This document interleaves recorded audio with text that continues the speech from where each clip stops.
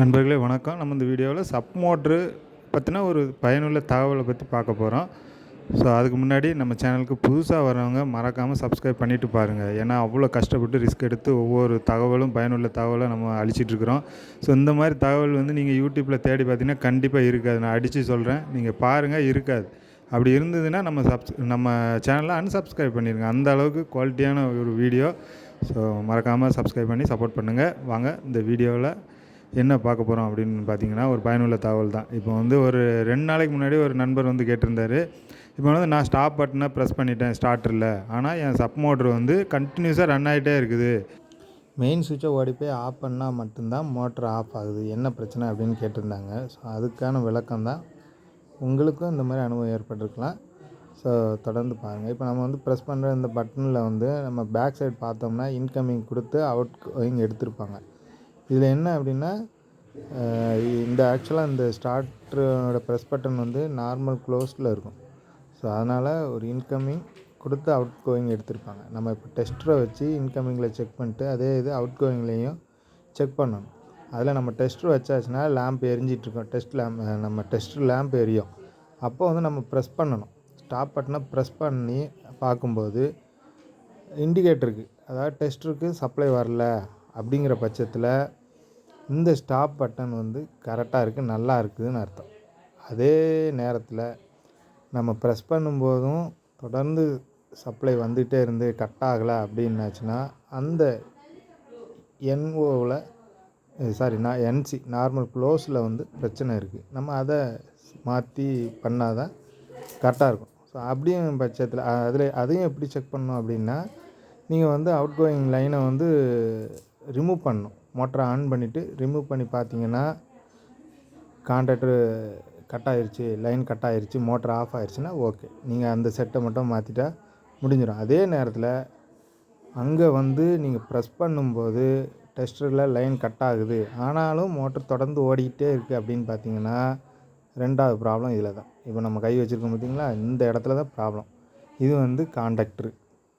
So இதில் ஒரு coil இருக்கும். அந்த காயில் எனர்ஜைஸ் ஆகி அந்த பிளஞ்சரை கீழே இழுத்து மோட்டருக்கு போகிற நம்ம இன்புட் சப்ளை கொடுத்து வச்சுருக்கோம். அது இது எப்போ எனர்ஜைஸ் ஆகி பிளஞ்சர் கீழே இழுக்குதோ அப்போ தான் பாஸ் ஆகும். மோட்ரு இது மூலமாக தான் ரன் ஆகும். இது ஒரு கான்செப்ட். ஸோ இந்த இடத்துல என்ன ஆகுது அப்படின்னு பார்த்தீங்கன்னா, இந்த எனர்ஜைஸ்டு ஆன காயிலில் உள்ள இந்த பிளஞ்சரு அப்படியே ஸ்ட்ரக் ஆகி உட்காந்துக்குது. ஸோ இது ரிலீஸ் ஆகணும். இது எந்த பிரச்சனை அப்படின்னா, நம்ம சொல்கிற மாதிரி நீங்கள் ஸ்டாப் பட்டனை ப்ரெஸ் பண்ணி பார்த்து அதில் இருந்து வருதா சப்ளை அப்படின்னு பார்க்கணும். இது 230 வோல்ட்டுனா நியூட்ரல் டைரெக்டாக கொடுத்துருப்பாங்க. ஃபேஸு இந்த ஆன் ஆஃப் பட்டன் வழியாக இதுக்கு வந்திருக்கும். ஸோ நம்ம அதில் முறையாக செக் பண்ணி பார்க்கும்போது கட் ஆகுதா, காயில் தொடர்ந்து எனர்ஜைஸ் ஆகிட்டே இருக்குதா, நம்ம ப்ரெஸ் பண்ணாலும் ஏதோ லீக்கேஜ் இல்லை வேறு எதுலேயும் சர்க்யூட்டில் உள்ள சப்ளை வருதா அப்படிங்கிறத செக் பண்ணணும். அதில் டெஸ்ட் லேம்ப் போட்டு செக் பண்ணலாம். ஸோ அதில் இது கொஞ்சம் காம்படிட்டடாக இருக்கும். ஆனால் எளிய முறை தான். இதுதான் கான்செப்ட்டு. அந்த காயிலுக்கு சப்ளை கொடுக்குறாங்க, அதுதான் கான்செப்ட்டு. ஸோ அந்த இதில் உள்ள பிரச்சனை தான். இப்போ இந்த பிளஞ்சர் உட்காந்த பிளஞ்சர் ஸ்ப்ரிங் டென்ஷன் போயிடுச்சுன்னா இந்த பிரச்சனை வந்துடுதுங்க. மோட்டரை நம்ம ஆஃப் பண்ணாலும் இந்த பிளஞ்சர் ரிலீஸ் ஆகாது. அப்படிங்கிற பட்சத்தில் என்ன ஆகும், தொடர்ந்து நம்ம கையை அந்த ஸ்டாப் பட்டன்லேருந்து எடுத்தாலும் திருப்பியும் சப்ளை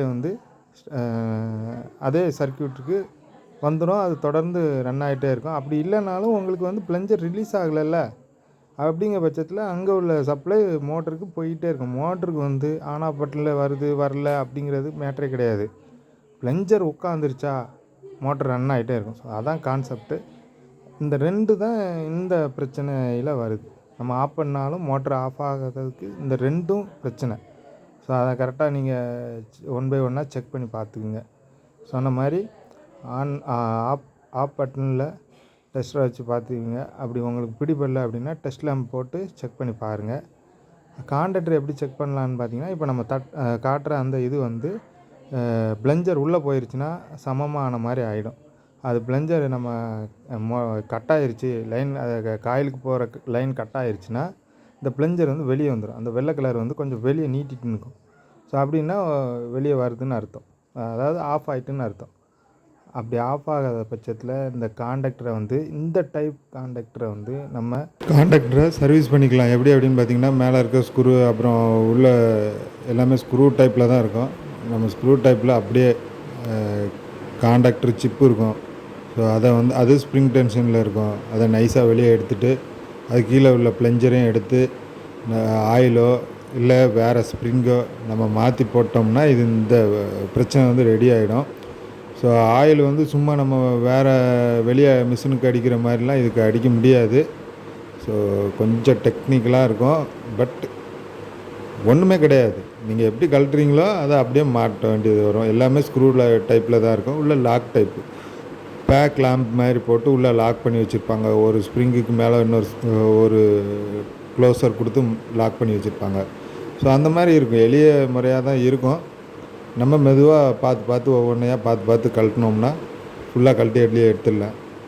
வெளியே எடுத்துகிட்டு ஸ்ப்ரிங் டென்ஷனை அட்ஜஸ்ட் பண்ண முடிஞ்சால் அட்ஜஸ்ட் பண்ணுங்கள். இல்லை புது ஸ்ப்ரிங் எங்கேயாவது வாங்க முடிஞ்சதுன்னா வாங்கி மாற்றி போடுங்க. ஸோ இதுதான் உங்களுடைய சப் மோட்ரு வந்து ஆஃப் ஆகாமல் கண்டினியூஸாக ஓடுறதுக்குரிய பிரச்சனைகள். இந்த 2 பிரச்சனைகளையும் நீங்கள் சால்வ் பண்ண பாருங்கள், ட்ரை பண்ணி பாருங்கள்.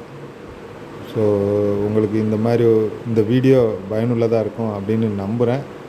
மறக்காமல் நம்ம சேனலை சப்ஸ்கிரைப் பண்ணுங்கள். எலக்ட்ரிக்கல் ப்ளம்பிங் சம்மந்தப்பட்ட எனக்கு தெரிஞ்ச விஷயங்களை இந்த சேனல் மூலமாக நான் வந்து பகிர்ந்துக்கிட்டு இருக்கிறேன்.